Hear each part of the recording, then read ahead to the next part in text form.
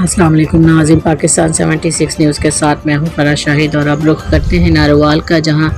پر ہمارے district bureau chief میاں محمد بشارت کی رپورٹ کے مطابق میونسپل کمیٹی ناروال کے مرکزی ہال میں کلین گرین ناروال پروگرام کے حوالے سے ایک تقریب کا انعقاد کیا گیا، جس میں وفاقی وزیر منصوبہ بندی ترقی پروفیسر احسن اقبال چودھری، ممبر صوبائی اسمبلی، چیئرمین بیت المال پنجاب خواجہ محمد وسیم بٹ نے بحیثیت مہمان خصوصی شرکت کی اور میونسپل کمیٹی کے ڈرائیوروں میں نئی گاڑیوں کی چابیاں بھی تقسیم کی۔ BO شکرگڑھ اس موقع پر وفاقی وزیر پروفیسر احسن اقبال نے تقریب سے خطاب کرتے ہوئے کہا،